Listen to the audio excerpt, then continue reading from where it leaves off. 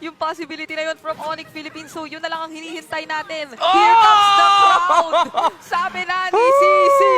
Sumigaw na siya. Let's Full make some predict noise. Ako Full na to. predict draft eh. Ako na to, sabi ni Sisi. Basang-basa ng Onyx yung draft ng RRQ.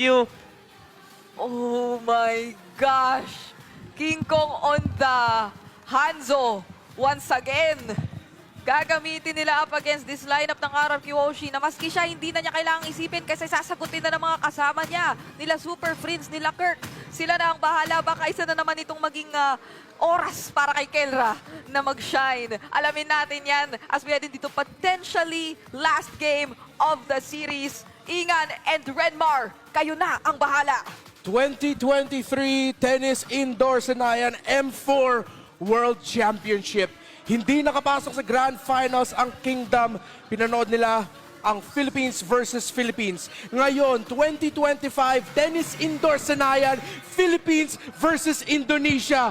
Pero isang panalo na lang, Pilipinas lang malakas muli ang maririnig ng buong mundo. The Snapdragon Pro Series Mobile Masters Game number 5! RRQ Hoshi Onyx Philippines. Last chance na talaga ngayon ng RRQ Hoshi para mag-claim ng redemption. Brusco maagang vision ang pinoprovide dito for Onyx Philippines. So si Jin, focus lang muna sa goal. But again, nakikita natin so far yung trend ng last two games, especially the early game has been dominated by Onyx Philippines. Pero ang kagandahan naman dito is they have the Suyo on the Sutsujin and we all know King Kong Hanzo, kinakailangan pa yung mag-scale up later on. Sobrang ganda ng draft ng Onyx Philippines. Nabasa nila yung draft ng RRQ Hoshi. Super Friends nabibigyan. But RRQ Hoshi, feeling ko ito yung draft na nag-all-in na talaga sila sa isip na let's get comforts, kunin natin yung Sicilian ni Rins at subukan na lang natin i-out-execute ang Onyx Philippines. Lalaban na dito yung Onyx Philippines. Nakita nila si Idok. Si King Kong nag-ultimate na nagbibigyan ng damage sa roamer ng RRQ Hoshi pero nag-back kagad. Poke down ng roamer at mawawala unti sa rotation ng RRQ. Okay, hindi naman nagamit yung revitalize doon ni Idok, so no resource expended para sa side ng RRQ Hoshi, but still Onyx, ramdam na ramdam mo sila yung may control. Even now, wala silang pinapatawid sa RRQ Hoshi despite them having Sutsujin on the Suyo. Pero again, later on, if this game extends, babalik at babalik tayo sa problema at possibility na baka makapaglaro na later on si Toy with the Iratel. Okay, meanwhile, Onyx Philippines, housekeeping, level 4 na dito si Kirk, may curtain call. Maganda to para sa isang lineup, may Hanzo CC combination. Super Friends nagle-level 4 doon sa top lane, minion wave ng EXP lane. Turtle, inumpisa na ng Onyx. Ito na nga, Bruce goes in the zone out habang si Kirk, maski pumapasok na siya with a yo-yo blitz, a lot of space created para kay King Kong to secure the first turtle. Ayaw nila mag-full commit doon ang RRQ Hoshi na zone out ni Super Friends. Hindi pa nga siya level 4 sa panahon na yon. Nag-level 4 siya sa pagla-lantern niya. Onyx Philippines, tignan natin kung matutuloy nila yung momentum na to. RRQ Hoshi, kailangan mag-ingat si Kirk kasi doon pupunta naman si Sutsujin. Baka first blood to para sa RRQ kung hindi mag-ingat si Kirk. Tignan natin kung makahanap nga ba ng trade ang RRQ Hoshi. Ayun na, dalawa, 2v1 on to Kirk. Makakatakas nga ba? Pero first blood drawn for Sutsujin. Gumana ang kanilang counter trade doon sa taas. Okay, Onyx Philippines, kailangan maghanap ng bawi. RRQ Hoshi, maganda yung rotation na ginawa nila yon. Pre-measure kagad nila yung isang pick na magbibigay talaga ng problema sa lineup nila. The CC pagdating sa team fighting. Oh, ayaw mo talaga makakalaya yan later on. Maski si Idok, yung main frontliner mo, even si Dyren, isama mo na dyan, baka hindi paglaruin mamaya ni CC. Yeah. So maagang pag-aga pag ginawa ng RRQ. Item-dependent jungler for Onyx Philippines. So dahan-dahan pa din yung approach nila dito. Meanwhile, si Super Friends talaga yung tagahinto ng tempo at rotation ng RRQ Hoshi. Yung pag-manage niya, yung paggamit niya ng second skill para ma-threaten si Idok at sabihin kay Idok, gusto mo talaga lumapit dito? Gusto mo mag-vision? O baka makombo ka. Oo, pinapa-overthink. Oo. Ngayon ng Onyx Philippines, yung akala mo okay lang, hindi pala. King Kong, nilabas na nga yung Grabe. muto. Grabe si Super Friends, napakatapang. Crimson Beacon, pinapalayo ngayon. Etong si Sutsujin. Dive kagad pero si Idok, makikita yung katawan ni Brusco. yung mga force back, or si Brusco, makikita niya. Yung mga Super Friends nakabalik sa lane, hindi siya dumaan sa daan kung saan pwede siya ma-sandwich. Dumaan siya sa may purple buff ng RRQ Hoshi. So, tama din naman yung ginagawa ng RRQ Hoshi. Dahan-dahan yung approach nila dito sa laban kasi highly punishable yung lineup nila at may chance din na sila naman na mag-punish ng initiation dito ng Onyx Philippines. Doon sa gold lane, may unting kalamangan ngayon si Toy with the Airtel. Early pick up na rin ng Haas Claws. So, unti-unti magiging sustainable na yan si Toy. Sarili niyang lane, pero teka lang, second turtle up for grab. Si Brusco, sinisokap yung damage. Halos wa-effect for the Bruiser. Pero RRQ Hoshi, their 4-man rotation na naman, handang kumontes for this turtle. Turtle fight, Onyx Philippines mukhang kaya na nila mag-follow ang team fight dito. Meanwhile, RQ Hoshi, hindi pa rin umaatras. Gusto nila labanin to si Kirk. Nagsusunod, ginamit na niya yung Yo-Yo Blitz. Curtain Call, nagamit na rin kay Idok. Pero yung pagpasok doon, fist break, fist crack. Kaya kay Darren, pero papasok si King Kong. Magiging big trade ata to. King Kong unang makakuha ng kill. Si Kirk ang mawawala. 1-for-1 trade. Onyx Philippines may lamang pa rin. Pero RQ Hoshi lumalaban pa rin. Susujin, ayaw umatras. Kaya palabanin ng RQ Hoshi. Okay, Brusco na paggamit ang ado ng AOG. Kirk for Idok. Turtle, sino mapupunta? Pero nakaisa pa nga si Rin. Sapang si Sutsujin naman ang makakakuha ng Turtle for the Kingdom. That's a good trade for RRQ. Alam na match point to. Alam na ng RQ Hoshi na may chance na Pinas lang malakas uli ang mga ririnig nila. Sabi nila, gagalingan namin na todo. Onyx Philippines ngayon ang nawala ng momentum at RRQ Hoshi ang may hawak. Ito kasi yung magandang epekto ng strong start nila. Yeah. Teka lang si Kirk pinag-yo-yo pero makakatakas din naman. Again, yung strong start ng RRQ was to go for that XP lane trade. Kinuha na lamang nila si Kirk habang hindi nila binigyan ng chance na makakapagkuha ng kill ang Onyx Philippines. Now Toy, a lot of space created. Nakakuha na ng bottom lane turret laban kay Kelra. Onyx Philippines nawalan kagad ng torre doon sa baba. And Kelra, yung farm niya kumpara sa farm nito ay medyo lumalamang na dito. Yung Irithel, RRQ Hoshi, dahil okay na yung Irithel nila, mukhang maghanap na sila ng agresibong play. Purple buff, gusto ata nila invade dito. King Kong dito na rin, magiging team fight ata to para sa Onyx Philippines at RRQ Hoshi. Mahuli si Brusco, maka-crowd control siya at binigyan kagad ng RRQ Hoshi. Pero yung purple buff ay...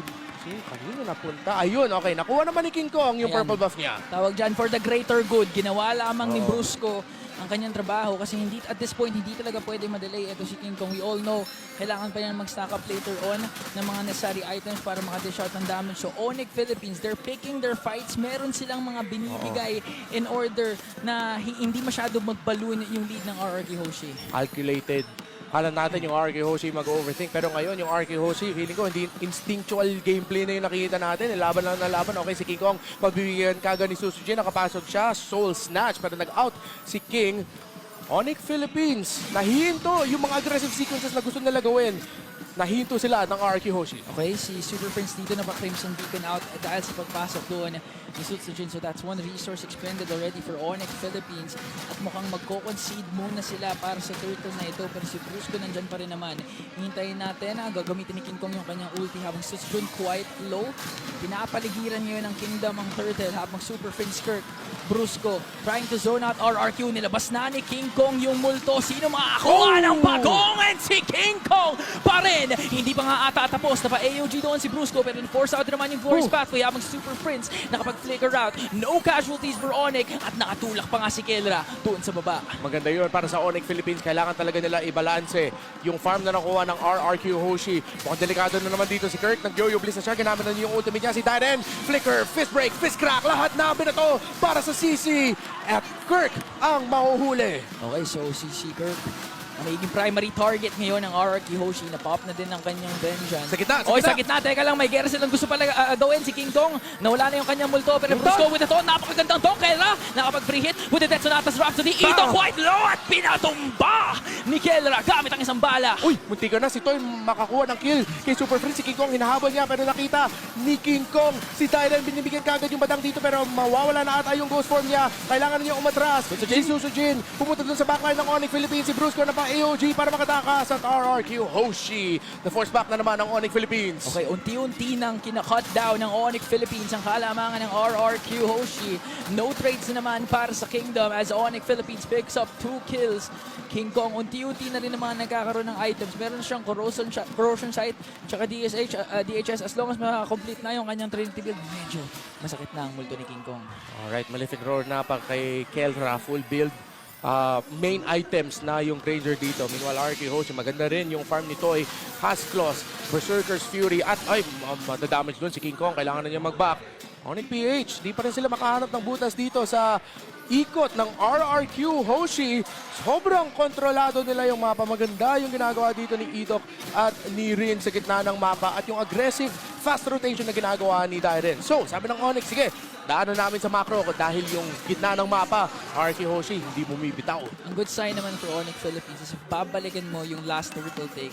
Despite RRQ Hoshi na may magandang control over the turtle pit, naretrihan ni King Kong itong si Sutsujin. And they need to replicate that once again. Hindi mo burst down ka agad yung multo ni King Kong. Onyx Philippines makapag-soak up ng damage, especially Brusco. Pero binibigyan, ayan na, nakapag-AOG. Pero na-face crack ni Dairen. Saktong-sakto yung pagpasok. Super Freeze Crimson Beacon naman sa likod. Si Riz makakataka siya. Si Kelra nagdadamage kay Idok. Pero yung Lord mapupunta ata Dairen! sa RRQ Hoshi dahil yung pagpasok ni Dairen. Sakto na naman! Sutsujin! Rins with kills! Objective secures! Kontrolado na ng RRQ Hoshi ang mid late game! Kirk at Brusco ay nabura sa mapa. Habang clutch plays once again coming in from Dairen. Started things off ng huli kay Brusco na paggamit ng AOG hindi na nga nakasa dahil sa fist break, fist crack combination. And with King Kong's attempt to out-retry Sutsujin, naagapan ulit ni Dairen. Kaya naman RRQ Hoshi, ma-enjoy nila ang unang Lord. Badang Cecilion, yung combination ng dalawa. Masaya si Toy. 2 assists, pero hindi siya maabutan dito ng Onyx Philippines. Ito yung sinasabi natin kanina, pag umabot sa puntos na masaya si Toy, Betty, look at naman ng Onyx Philippines, pero nakatrade sila, napitas na naman nila si Kirk, pero si Kirk ang mahuhuli. Kirk for Idok trade. Tingnan natin kung makakakuha pa dito yung Onyx Philippines. Dapat makukuha pa sila ng isa para mabalanse nila yung push ng RQ Hoshi, yung Lord na sa baba. Si Toy, na-solo kill niya dun si Ken Ay, sa bandang taas at hindi pa nga ata sila tapos. King Kong nakakapag-kill na din. Rins ay tutumba. Dalawa wala sa RRQ Hoshi. Pero maganda ang control nila sa mapa. Minions doon sa bandang taas. Makakapush din naman. May Lord pa silang kasama. Toy, solo kill kay Kelra, 1-0-2. Dahil nga nakontrolado ng RK Hoshi yung pag-ikot ng Onyx Philippines, hindi nila natulungan na maayos si Kelra dahil busy yung Onyx sa gitna ng mapa. Okay, so Onyx Philippines, medyo matagal-tagal pa ang kanilang hihintay na onte. Ma-activate palalo itong si King Kong. But again, wala pa namang inhibitor turrets ang nakukuha sa Onyx Philippines. Again, ang kailangan talaga lang nila iwasan yung mga kakaibang angulo na pwede pang galingan ni Dairen. Especially pag available yung flicker. Kasi so far, siya yung nagiging X-Factor for the Kingdom. Great Dragon Spear na para sa Irithel. Mas mahirap pa yan mahuhuli ng Onyx Philippines. Mahirapan talaga sa Irithel na yan, pero nagugo yung Onyx PH. Nakapag-poke sila. Ghost form, mawawala dito, pero magugo kagad yung RK Hoshi. Gusto nila lumaban. Medyo masakit na itong si Toy. Kalahati kagad yung buhay ni Super Prince. Si Kirk. Mabibigyan nga ba? Susujin! Oh, Sutsujin pumasok na at nabigyan! Etong si Kirk gustong bumawi ngayon nila King Kong pero mabilisan naman din nilang mapipitas yung multo. Okay. 5 versus 4 na naman dito RK Hoshi. Susubukan nila makakuha ng mga inhibitor turrets ng Onyx Philippines. Lumalapit na sila sa base. Onyx PH, makakadepensa ba? Dairen pumasok na nga doon at nakuha niya si Brusco. Kaso ang problema, wala pa namang follow-up. They're working on the turret. Pero teka lang! Dairen biglang nawala. Brusco pumasok ng Devil AOG at nawala bigla itong si Idok. Naka-double kill na. Kirk lamang ang nawala sa Onyx Philippines pero nabutas na ang kanilang base. Okay, nawalan ng inhibitor yung Onyx Philippines pero medyo malalim at maaga yung pagpasok noon ni Dairen. Pero para sa RQ Hoshi, iniisip nila, mission accomplished, nakuha nila yung inhibitor. Pero Onyx Philippines sila ata unang makakapwesto sa Lord na ito. 13 minutes in, magra-rush Lord ba ang Onyx? Tignan natin na last item pickup for Keller. Nakapag-Wind of Nature na siya. Teka lang, nag-1v1 yung dalawang gold gainers doon. Hindi ko alam kung ano mga na-pop na ngayon pero si Toy medyo pulado. Keller nandun pa rin naman habang si Kirk at King Kong zoning out RRQ Hoshi. Sila ay may hawak dito sa Lord. Okay, Super Friends Kirk pumapasok na rin. Na-pop na rin Delikado. yung Vengeance. Delikado. Sino ang makakuha ng Lord? Okay, King Kong in retry rin. Si Susujin pumasok agad at mananalo sa retry battle si King Kong. Pero RQ Hoshi, mukhang mas healthy pa yung laban nila dito dahil sa likod, si Toy nasa likod ng backline. Sa Onyx Philippines, nahuli niya si King Kong. Sutsujin kapalit ng dalawa. Make it 3 dahil si Rinzi hindi hindi pa nga tapos. Pero si King Kong ang makakakuha ng Lord. Anong gagawin ngayon ng RRQ Hoshi? Mabilisan din naman nila ito makiklear out. Oo. Pero yun na yung sinasabi nyo kanina. Yung pag umabot tayo ng late game, si Toy madali yang niyang makakapitas. Mahirap siya mahuhuli, pero siguradong magpapatumba siya ng Sonics. Tignan mo yung damage ng Irithel na to sa Lord. Winok the Lord niya, sinolo niya yung Lord. Hindi nagamit ng Onyx Philippines. Sakto yung pagpasok nito sa backline ng Onyx PH. RRQ Hoshi holding on to a 2K gold lead. Iba din talaga ang pinapakita ulit ni Dairen with the badang, kaya din naman nire-respeto yan. Ang daming setups na nakikita, and not to mention Rins has been activated. 613 KDA. Hindi talaga siya maabot ng Onyx Philippines. Si Halberd na full build. Hindi, may item pa. Isang item pa kailangan dito si King Kong. Pero 4 na ang nakuha niya. Online na online tong Hanzo na to. Online na rin si Kelra kanina pa. Pero na-outplay lang, na-out-execute ng RRQ Hoshi. At yung maganda pa dun para sa kanila is naalagaan nila din yung mapa nila. So hindi lang dinadaan sa micro, nadadaan din sa malinis na macro ang ginagawa dito ng RRQ Hoshi. At kada kita sa multo ni King Kong, binibigyan kaagad, hindi makapwesto na maayos ang Onyx PH. Counter go ata ang hanap nila. At yung nabigyan ng lahat dito ay si Kirk. 0-7-2. Kada kita sa CC ng RRQ Hoshi, sabi nila, okay, sige, bibigyan ka namin. At dahil instantly mag-a-advantage yung RRQ Hoshi na 5 versus 4, mas nawawala pa sa espasyo yung Onyx PH. Alam mo yun yung attempt or yung game plan ng RRQ din yung game number 1, mas impuruhan si Kirk. Unfortunately, naka-focus siya nung game number 1 kaya wala din sila masyado nagawa. Pero with the CC pick, although ideal to for Onyx Philippines, yung rotation maagang pag-rotate isa doon sa XP lane, gumana kaagad dahil walang trade yung Onyx Philippines doon. Lahat ng mabilisan nilang pagpa-farm, binabagal ng sobra ng RRQ. At saka si Dairen talaga nagiging siya na yung roam at XP ng Siya na RRQ lahat. Hoshi. Kanina, okay, pag naiwan sa lane si Susujin na mag-clear, tas nandun si CC, si Dairen na nanggaling roam, naging XP ulit, babalik sa lane, back and forth, back and forth. Yun lang yung ginawa ni Dairen kaya nagulat din ata si Kurt sa pag-execute ng XP lane na kalaban niya. Hindi pa naman nag-force out yung Flicker o yung Crimson Beacon dito ni Super Friends. Pero one thing for sure is nangangagaw na sila ng purple buff, pero para maupunta pa rin naman kay King Kong, mag-a-attempt ngayon ng Onyx Philippines na mag-engage. At ay, naagaw. Okay, Divine Glaive na dito para sa Sicilian. Lapit na rin mag-full build si Rins. Na 1 kill lang siya dito pero Sicilian, Irithel, sobrang hirap na combo to na tapatan. Kung ikaw yung Onyx Philippines, si Kirk at si Brusco, hindi ata sila makakapag-hold on na matagal para makapag-damage si Kevin na maayos at nararamdaman na rin ni Super Friends na if ever pumasok siya gamit ng Crimson Beacon, pag naka-Bats Feast si Sicilian naman, mabibigyan na kagad si Super Friends. Hindi imposible ito para sa Onyx PH pero kailangan talaga nila ng sobrang linis na execution na may mahuhuli sila doon sa RRQ Hoshi. Mahirap, mabilisan din talaga napipigilan ni Dairen yung momentum ni King Kong. Isang first kill lang, pwede nila kaagad ma-force back yung multo. At ngayon, RRQ Hoshi, alam nila, mababurst down nila kaagad yung Lord. Kaya naman makapunta sa kanila ang Lord. Glorious pathway nilabas ng atin ni Idok. Nakapag-AOG naman dito si Brusco. Pero si Toy galing sa likod! Wind of Nature at Heavy Crossbow! Saktong-sakto na naman ang pagpasok ng gold laner ng RRQ Hoshi. Onyx Philippines delikado dito dahil yung Lord nasa kamay ng RRQ. Endable ba ata to para sa kanila? Onyx Philippines may item sila. Sino ang magwawagi sa team fight na ito? Apat ang dedepensa para sa Sonics ngayon. Super Friends kinakailangan lumayo. Galing sa likod doon si Brusco at nabigyan si Dairen. Keller nakakapag-free hit pa naman. King Kong nakaisa na rin. Pero sumasagot si Susujin. Maaagapan naman nila yung Lord at wala pang inhibitor na mabasag. Pero Onyx Philippines nakadepensa. Saved by Brusco. Nangyari doon para sa Onyx Philippines. Saktong-sakto yung taunt niya. Nakapag-trade sila at hindi sila nawalan masyado ng mga miyembro. Pero Onyx Philippines, nakita nila yung dalawang miyembro ng RRQ Hoshi pero magbabak lang. O ngayon, papatunayan na lang talaga nila kung sino mas nakakatakot. Mas nakakatakot ba yung Toy na Irithel na late game o yung multo ni King Kong? Kasi so far, 3-1-5 na yung kanyang Hanzo. And we've been seeing glimpses of hope for Onyx Philippines na pag maganda yung initiation na masetup ni Brusco, may pag-asa dahil nakakapag-free hit din si Kelra. Okay, si King Kong, nakita na niya yung info dun kung saan na si Idok. RRQ Hoshi, sobrang alaga pa rin nila yung sentro ng mapa nila. Ang Onyx Philippines, kailangan mag-back. Kailangan nila i-accept. Okay, Super Friends dito makakita ni Susujin. Ginamit na rin yung Glorious Pathway pero Crimson Beacon para makatakas. Onyx Philippines, magka-counter ba sila? Hindi. Okay. Fortunately, nakatakas pa doon si Super Friends, pero that was a heads-up play din coming in from RRQ.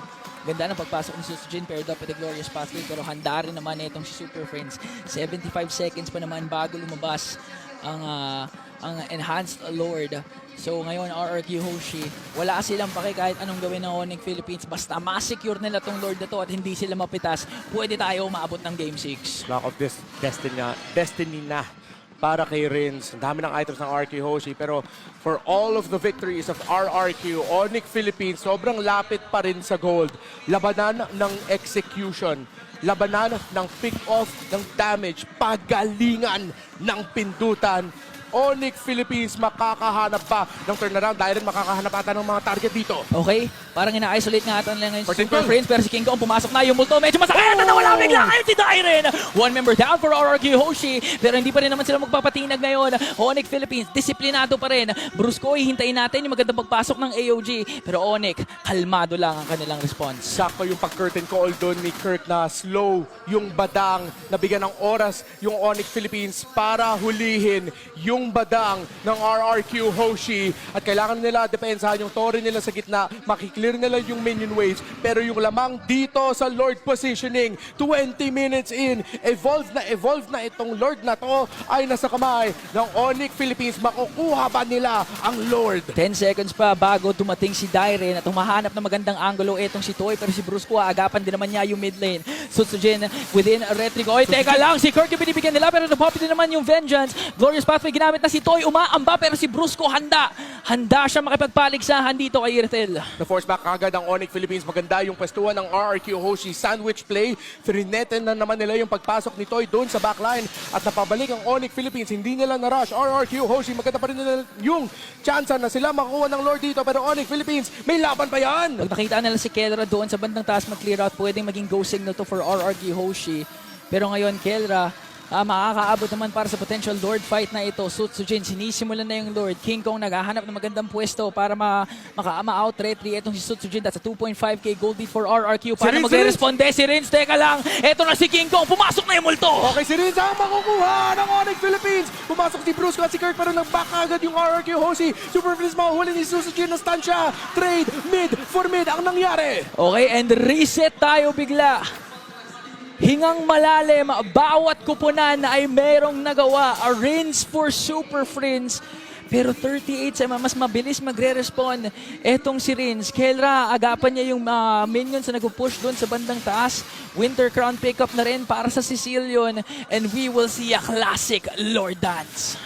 4 versus 4, conceal play. Kelra, Brusco, malapit na dito. Force back by Kelra, sila Idok at Dairen. Curtain call, ginamit na rin ni Kirk para mabukas yung mga membro ng RRQ Hoshi. Onyx PA, sinumpisahan na nila dito yung Lord. Sino makakakuha? Kirk man-to-man defense doon kay Sutsujin. Binaburst down ng ata ni King Kong. Ayaw nila papasukin ito si Sutsujin. Nag-vengeance out na din si Kirk. Makakaisa nga ba? Nakapag-dash out. Pero teka lang, King Kong may hawak pa rin ng Lord dito. Nilapag na nga din yung Glorious Pathway yung base sa taas. Teka lang, si Toy nandun. Si Toy nagsa-split push pero Onyx Philippines gusto pa rin nila lumaban ng Lord pero si Toy napahito yung pag-split push niya. Kelra unstoppable. Nahuli si Dairen, Onyx Philippines. Yung Lord, sino makakakuha? Huwag niyong gagamitin yung split push sa amin dahil kaya namin yan. And King Kong, Kelra, the KK Connection ang nangibabaw. At Onyx Philippines, ramdam na nila wipe out para sa kanila. Pero yung minion waves, malayo pa.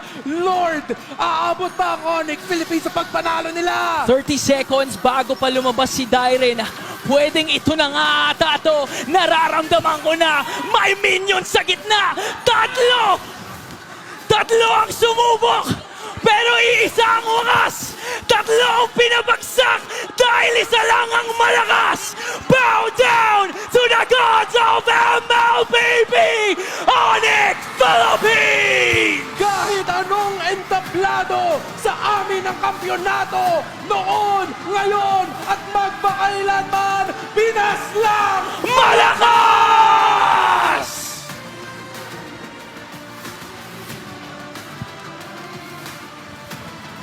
Isa na naman